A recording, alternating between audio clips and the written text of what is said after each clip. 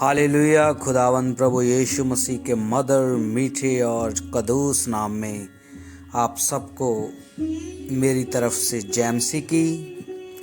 प्रियो, आज हम जानेंगे खुदावंद प्रभु का स्वभाव, परमेश्वर का स्वभाव। परमेश्वर का स्वभाव कैसा है? प्रभु के स्वभाव में दो प्रकार के गुण पाए जाते हैं। एक पहला नंबर स्वाभाविक गुण और दूसरा नंबर नैतिक गुण। आज हम जानेंगे प्रभु के स्वाभाविक गुण। उसमें 5 गुण आपको बताना चाहता हूँ। सबसे पहले परमेश्वर के स्वाभाविक गुण में आता है, वो हमेशा तक बना रहेगा, यानी कि वह अनंत है। सच्चा परमेश्वर होने के लिए उसका कोई भी आरंभ नहीं है और ना उसका कोई अंत है। और भजन संहिता 90 जबूर उसकी 2 आयत में लिखा है। ये 90 जबूर मूसा के द्वारा लिखा हुआ है। उसने शुरुआत की है, कहता है, इससे पहले कि पहाड़ उत्पन्न हुए वह पृथ्वी और जगत की रचना की, वरन अनादिकाल से अनंत काल तक तू ही ईश्वर है। आमीन। और उसके बाद उसका दूसरा गुण, वह कभी ना बदलने वाला परमेश्वर है, अपवर्तनीय। उसका दूसरा गुण है अपवर्तनीय। वह कभी ना बदलने वाला गुण है। वह ना कभी बदलने वाला परमेश्वर है। इंसान बदल सकता है, लेकिन परमेश्वर कभी नहीं बदलते। इसलिए हम संपूर्ण मन से खुदावंद के वायदों पर विश्वास करें। पहला शमूएल 15 चैप्टर उसकी 29 आयत में लिखा है, जो इस्राएल का बहुमूल्य है वह ना तो झूठ बोलता और ना पछताता, क्योंकि वह मनुष्य नहीं है कि पछताए। मलाकी 3:6 में, मैं यहोवा परमेश्वर हूँ, बदलता नहीं हूँ। प्रिय भाई और बहनों, अगर उसने आपको ऊपर ऊंचा उठाने के लिए वायदा किया है तो वो यकीनन ही ऊपर उठाएगा।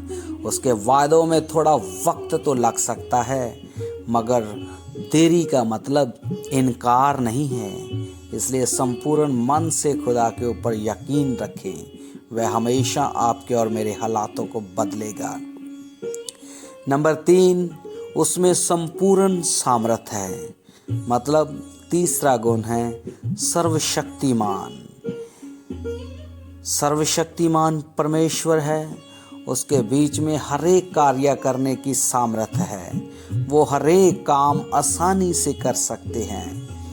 और उत्पत्ति 1 चैप्टर उसकी 1 आयत में लिखा है, आदि में परमेश्वर ने आकाश और पृथ्वी की सृष्टि की। प्रिय भाइयों और बहनों, आप और मैं उस परमेश्वर को मान रहे हैं। आपको और मुझको एक ऐसा परमेश्वर मिला है जिसके बीच में संपूर्ण शक्ति है।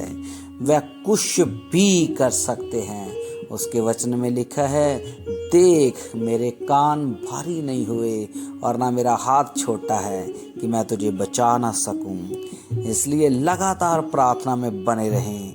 वह हमें अवश्य ही बचाएंगे।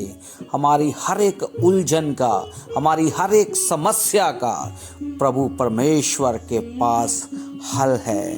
वो जल्द हमें उभारेंगे। और उसका चौथा, सर्वव्यापी। सर्वव्यापी का मतलब एक ही प्रभु हर एक जगह में विराजमान है। भजन संहिता 139 की जब हम 7 से लेकर 10 तक पढ़ते हैं, वहाँ पर ये दाऊद का भजन है।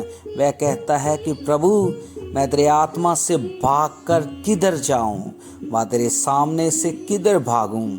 यदि मैं आकाश पर चढ़ जाऊं तो वहाँ भी तू है। यदि मैं अपना विशोना अधलोक में बिछाऊं तो वहाँ भी तू है।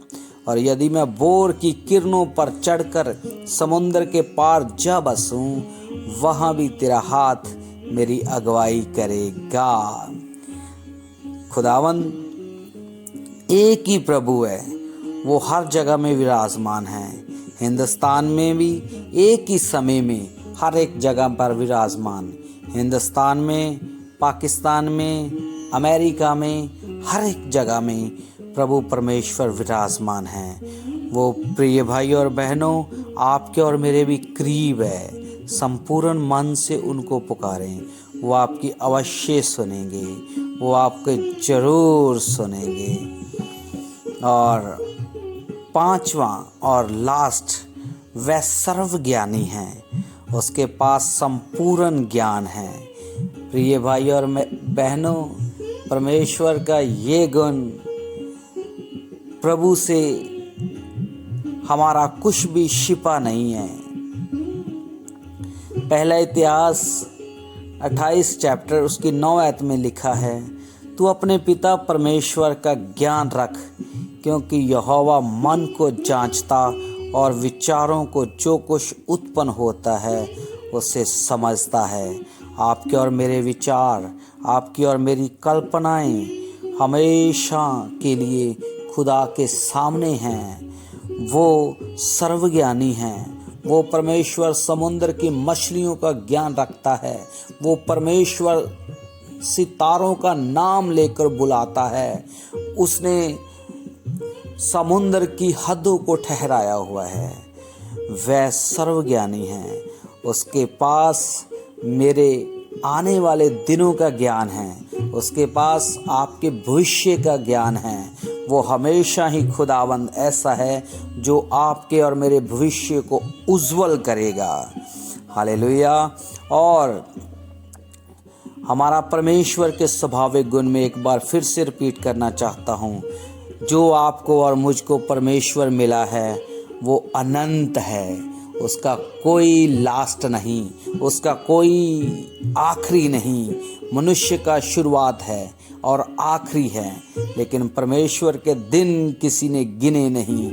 परमेश्वर के सालों की, परमेश्वर के महीनों की किसी ने गिनती नहीं की। और दूसरा नंबर, वह अपवर्तनीय, वह कभी बदलता नहीं। तीसरा नंबर, उसमें संपूर्ण सामर्थ है। कोई भी कार्य उनसे ऐसा नहीं है जो नहीं हो सकता। चौथा नंबर, वो सर्वव्यापी परमेश्वर है। एक ही प्रभु हर जगह में विराजमान, और उसके पास सर्व ज्ञान है। आप और मैं ऐसे एक प्रभु को मान रहे हैं। आपको और मुझे एक ऐसा प्रभु मिला है जो मृत्यु तक हमारी अगुवाई करता रहेगा। आमीन। खुदावंद इन्हीं वचनों के दौरान आप सबको आशीष और बरकत दे। God bless you all.